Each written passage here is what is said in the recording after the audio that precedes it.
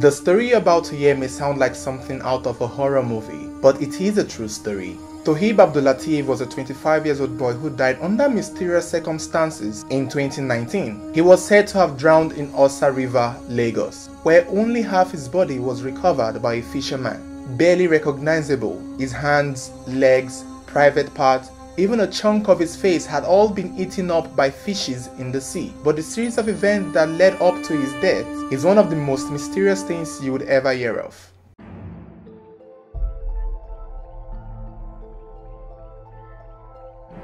TOHEEB was the last born of his family. He and his elder brother ABDULATEEF grew up together in Kwara State. And although they shared a special bond, the economic situation of the family would set them apart, all in the name of making ends meet. TOHEEB would move to Lagos with a family member where he would help sell at the market where that family member had a shop. He would also learn sewing to be a fashion designer, and he would also make lots of friends. While ABDULATEEF would move to Abuja where he got a job as a photographer. And although they were distant, they kept in touch through phone calls and through social media. And in one of these interactions, ABDULATEEF would promise to have TOHEEB come join him in Abuja the moment things start to look better. He would also promise to send him back to school since TOHEEB was a very brilliant boy. But over time, the business in their personal life as well as the distance will reduce the frequency on how often they kept in touch. But the dreams and promises were kept alive in the hope that one day TOHEEB would join his brother in Abuja.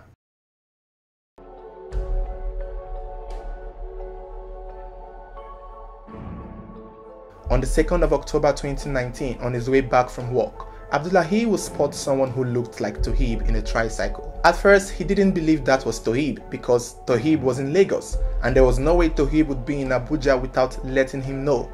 After all, he didn't know that TOHEEB knew anyone in Abuja, apart from him himself. But the more ABDULATEEF kept looking at this person, the clearer it was that this was his younger brother, TOHEEB, staring right back at him in the most unusual way. ABDULATEEF described the look on his face as sad and as though he was being held captive.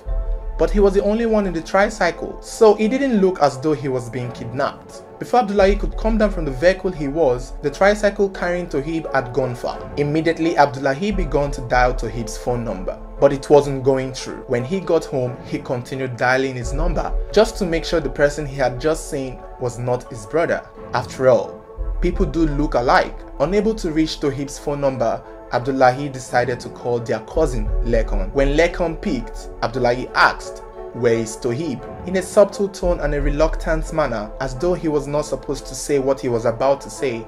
Lekon revealed to ABDULATEEF that TOHEEB was dead, and that he had been dead for over a week, the 23rd of September 2019 to be precise.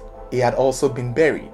Lekon further explained to ABDULATEEF that the reason they had not told him was because they were afraid he would tell their mother. They were also afraid of what the news would do to her condition.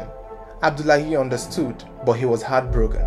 But he didn't reveal to his cousin that he had just seen someone who looked so much like TOHEEB in Abuja because he knew that would cause a lot of stir, and he didn't want that attention, not when he had just received the most devastating news ever. ABDULATEEF was saddened by the news, and over time he began to wonder if the person he had seen at Gwarinpa was a ghost or was just someone who looked so much like his brother. At this point, there was nothing more he could do other than find a way to break the news to his mother. At the same time, move on. A week later, ABDULATEEF saw TOHEEB in his dream, expressing himself over all the promises ABDULATEEF had made to him before he passed. I slept that night, then I dreamed and I saw my brother. I was standing in front of our house, I'm facing the other side, I'm looking at the cars and everybody that are passing by. So I now have that strange feelings that my brother is at my back. I was not like, who is that? Who is standing at my back? Because I'm just having that weird feeling. So when I turned, I saw him.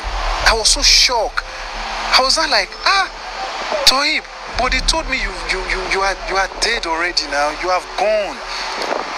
What happened? I was trying to ask. The next thing my brother said to me, he said, brother, you promised me you will take me to school. You will sponsor my school. You promised me you are going to call me to Abuja. You promised me you will buy me a car. You promised me you will build. My brother started saying all sorts of things, everything I've promised him in real life. He was telling me everything I have in mind, even some things that I didn't even tell him that I want to do. I've promised him. And the funniest part when we were together in Ilorin, my brother used to wear one particular clothes. In fact, I used to curse him that she won't fashion a shape for any, like they use this clothes swear for you. Don't you have another clothes? That is the same clothes my brother wore when I saw him in my dream. And he was like, brother, you promised me to take me to school. You promised me this, you promised that. I said, but I can't do it again. They say you are dead. TOHEEB, you are dead. I was so scared in that dream. I have to run. Process of running, that is when I woke up. I felt so bad when I woke up. I was crying. All my bed pillow was so soaked of tears.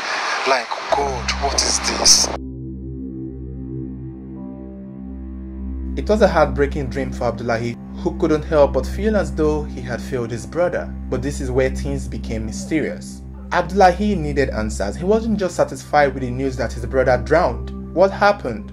Was he pushed or did he jump? And in his quest for finding answers, he began to inquire. He waited for TOHEEB's birthday to see if anyone would post on his Facebook page. And when that day came, on April of 2020, someone posted on TOHEEB's page, and immediately Abdulateef chatted this person up. He introduced himself as TOHEEB's elder brother and began to ask questions on how he died.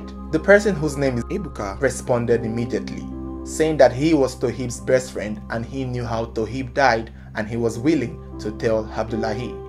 Now, according to Ebuka, TOHEEB had begun displaying series of mysterious behavior 2 months leading to his death.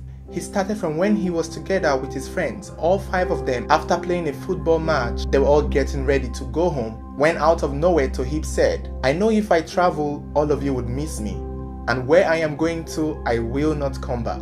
At first, they didn't think too much of it. They tried to brush it off, and a week later, TOHEEB would repeat the same thing. This time at a bar after watching a football game. They were all seated when TOHEEB repeated, "I know if I travel, all of you would miss me, and the place I am going to, I will not come back." It became a little weird for the fact that they have heard it before, but again, they didn't think too much of it.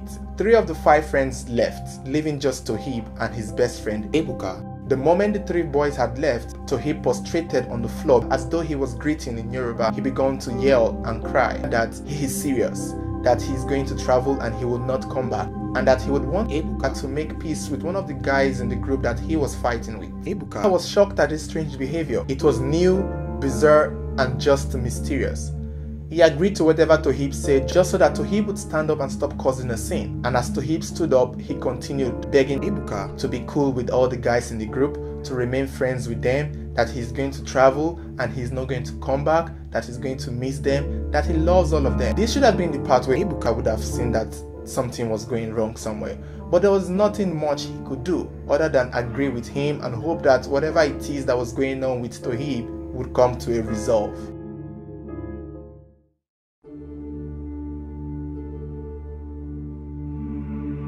On the 23rd of September 2019, the day TOHEEB would die, it was said that he hung around the Upper River area, buying drinks and water for the little kids around. He even went to the mosque, where he cleaned up the kettles, bought new kettles and even filled them up with water. It was said he also gave money to little children around. When evening came, he went to the beach, where he approached a woman who had a shop near the river. It turned out this woman was the mother to one of his friends in his group, but that friend was in Ibadan at the time. TOHEEB handed this woman the sum of 40,000 naira cash and told her to give it to her son when he comes back. The woman, still trying to comprehend the idea behind the money, saw TOHEEB began to take off his clothes. TOHEEB took off his shirt, trouser and shoes, folded them and gave it to the woman, and told her to also give it to her son, and to also tell her son that he loved him and that he should be cool with all the other guys in the group, that they should never separate, that they should keep being friends, and that would make him happy. And then the woman asked, "What are you going to do? Are you going to swim? It's getting dark. Everyone has left." She herself was about to even close her shop to go home for the day, but TOHEEB did not say anything. As he started making his way towards the river, that was when the woman knew what he was about to do, and she screamed for help. There was a man standing close who was watching. As TOHEEB was heading for the river, this man chased after him. TOHEEB began to run. In a fierce race, the man was able to catch up with TOHEEB, pulling him out of the river and taking him back to the woman's shop where they tried to hold him down, asking him what his problem was and why he wanted to kill himself. But TOHEEB kept complaining that it had to happen today, it has to be today, and that he was going to go into that river and drown himself and no one should stop him, and that anyone who followed him, he would drown that person too. This was a very scary moment for everyone watching. It was bizarre and strange.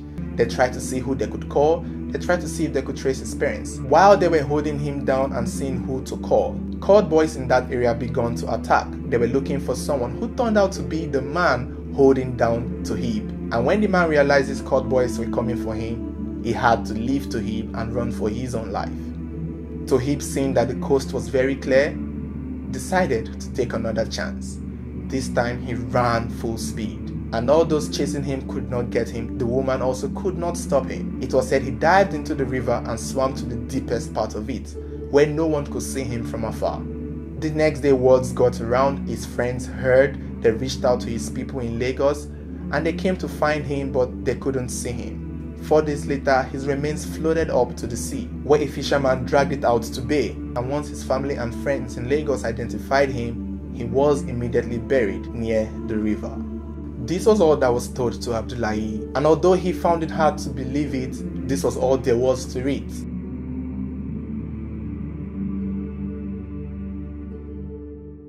TOHEEB loved to play soccer. He was known to be left-handed and was referred to as Lefty by his friends and teammates. He was a very cheerful person. He didn't smoke, he didn't drink. Even when amongst his peers at a bar, he would order soft drinks in the midst of a table full of alcohol.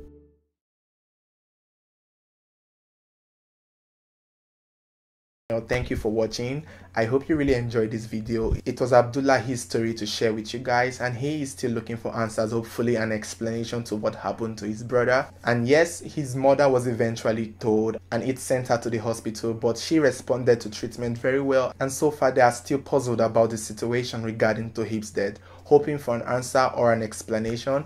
Your comments and your thoughts would mean so well to the family of TOHEEB, who also would be watching and reading. Don't forget to follow me on Instagram, TikTok and Facebook, and also please, most importantly, subscribe to my YouTube channel. I'm trying to create more content here, longer one, more interesting ones. So thank you guys so much. See you next time.